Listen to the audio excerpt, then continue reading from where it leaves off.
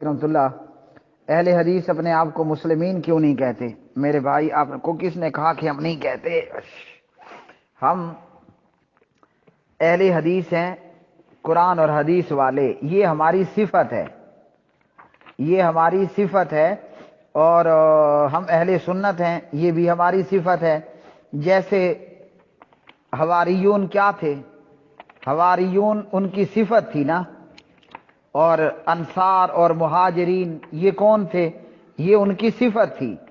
اب کوئی یہ کہے کہ حواری مسلمان نہیں تھے، اور کوئی یہ کہے کہ انصار صحابہ مسلمان نہیں تھے، اور کوئی یہ کہے کہ جناب مہاجرین صحابہ مسلمان نہیں تھے۔ مسلمان تو تھے میرے بھائی، مسلمان ہونے میں تو کوئی ڈاؤٹ اور کوئی شک نہیں ہے۔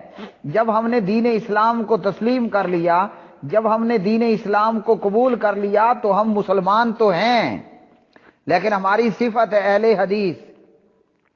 حدیث سے مراد اللہ کی حدیث، حدیث سے مراد نبی علیہ الصلوۃ والسلام کا فرمان۔ ورنہ ہم مسلم تو سب سے پہلے ہیں، ہم مسلمین تو سب سے پہلے ہیں۔ ہماری صفت ہے اہل حدیث۔ جیسے عیسیٰ علیہ السلام پر ایمان لانے والے کون تھے؟ مسلمان تھے نا، مسلمین تھے، مگر حواریون ان کی صفت تھی۔ اسی طرح مکہ سے ہجرت کر کے مدینہ آنے والے کون تھے؟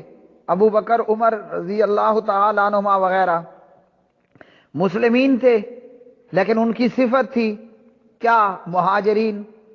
مدینہ میں کلمہ پڑھنے والے، مدینے میں نبی علیہ السلام کا استقبال کرنے والے، اپنی جان تن مال اسلام مسلمان پیغمبر اسلام پہ قربان کرنے والے، ان کی صفت کیا تھی؟ انصار۔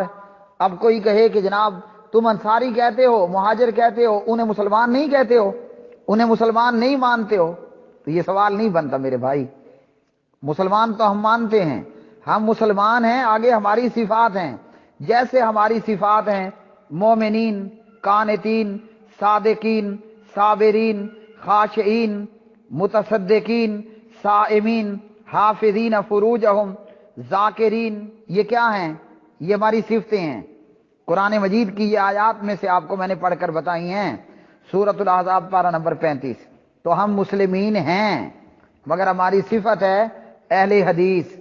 عیسیٰ علیہ السلام پر ایمان لانے والے مسلمین تھے، ان کی صفت حواریون تھی۔ مکہ سے آنے والے مسلمین تھے، ان کی صفت انصار تھی۔